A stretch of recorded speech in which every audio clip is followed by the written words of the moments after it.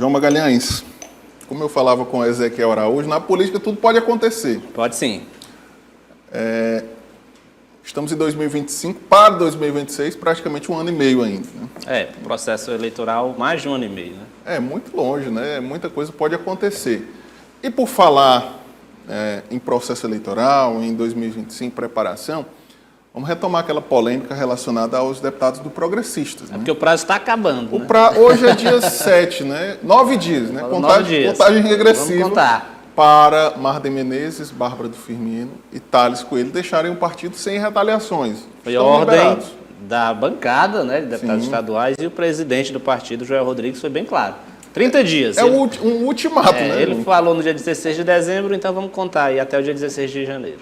E quem repercutiu esse assunto hoje foi o líder maior do Progressistas. O dono da chave da casa, vamos dizer assim. Não só no Piauí, mas no Brasil.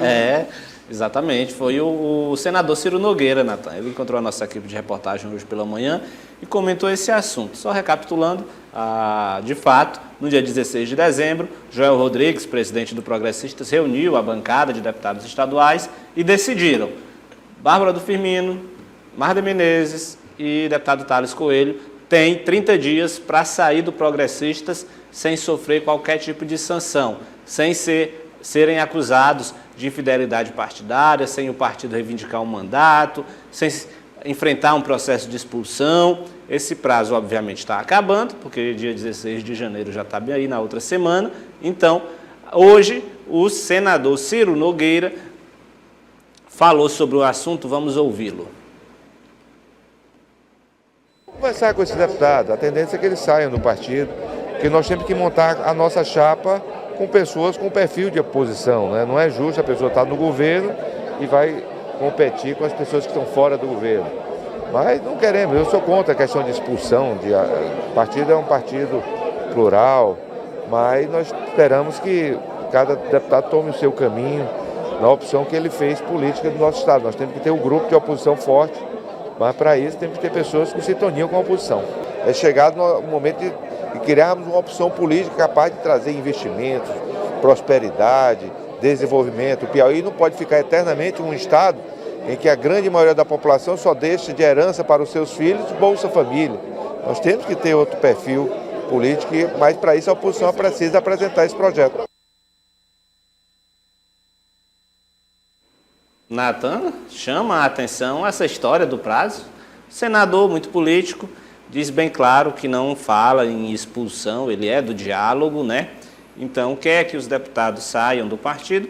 A gente até já explicou aqui, o Progressista está formando uma chapa para disputar a Assembleia Legislativa e hoje não é um partido atrativo. Quando ele chega lá nas lideranças, para que elas se filiem ao Progressistas, houve um não. Por quê? Porque a liderança, obviamente, diz: olha, eu não posso ir concorrer em um partido que já tem deputados estaduais e tem, inclusive, deputados estaduais que estão na base do governo. Como é que eu vou, no sol quente da oposição, disputar uma vaga com quem já tem mandato? Causa um desequilíbrio. E principalmente com quem já tem um mandato e está lá na sombra do governo, então tem mais força, tem mais condições para buscar a reeleição. É um desequilíbrio muito claro, é isso que tem fomentado essa decisão, esse prazo no Progressistas. Agora, Natan, queria chamar a atenção para mais um detalhe. O discurso do senador Ciro Nogueira, discurso 100% oposicionista em relação ao governo Rafael Fonteles. A gente tem comentado aqui já há algumas semanas da possibilidade do Progressistas, em âmbito nacional, de repente ingressar no governo Lula.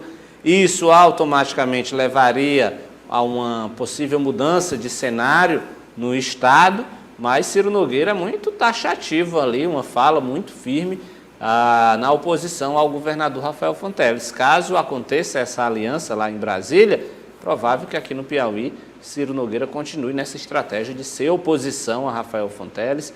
Fez críticas ali claramente à gestão do governo do Estado. Eu acho que o senador está muito bem definido, está muito bem decidido sobre qual a sua estratégia eleitoral para 2026. Agora, João, ele fala em construir uma opção para representar esse campo da oposição em 2026. Mas quem são os nomes, João? Que podem ser trabalhados, inclusive, não só no Progressista, mas no campo de oposição. Você enxerga algum nome já com viabilidade? Fora do Progressistas, nenhum. Não tem hoje nenhum nome União Brasil, a nível estadual, não. A única liderança forte hoje no União Brasil é Silvio Mendes, prefeito de Teresina. É óbvio, não se cogita nenhuma possibilidade dele disputar o governo em 2016. Então, quando a gente vai para o Progressistas, a gente tem lá 2 nomes que podem ficar à disposição desse projeto. Um deles é a deputada estadual Gracinha Monsanto, que claramente já tocou nesse assunto, já falou e, de certa forma, até tem buscado se posicionar em contraponto ao governo Rafael Fonteles. É um nome que pode, sim, lá em 2026, disputar o governo do Estado. Outro nome seria o coringa do partido, né? O presidente Joel Rodrigues é um nome que absolutamente está politicamente preparado para enfrentar qualquer desafio.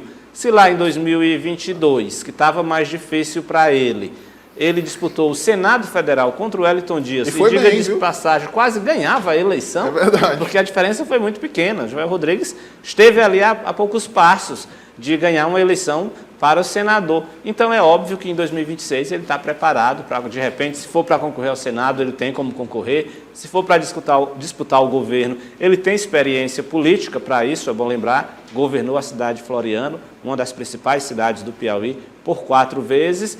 É só esses 2 nomes que eu vejo neste sentido, porque a gente teria até uma outra discussão. De repente, Margarete Coelho é um nome que tem capacidade política, estrutura, enfim, todas as condições administrativas de se candidatar ao governo. Histórico também. Mas, exato.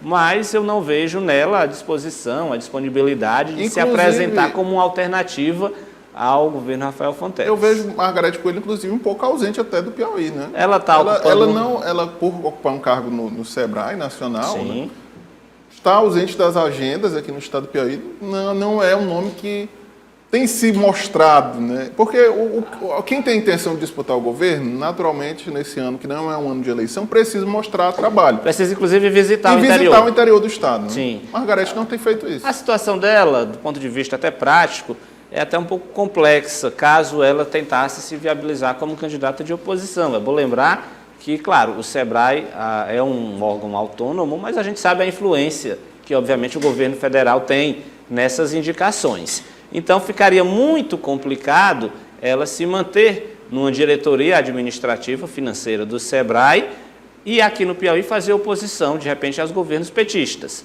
Era muito difícil ela conseguir equilibrar essa posição. Eu acho que isso ajuda a explicar um pouco a sua ausência e, sinceramente, não vejo ela, nesse momento, com essa disponibilidade de se apresentar como uma alternativa ao Palácio de Karnak, mas preciso que a gente ressalte a história dela, inclusive como gestora, como política.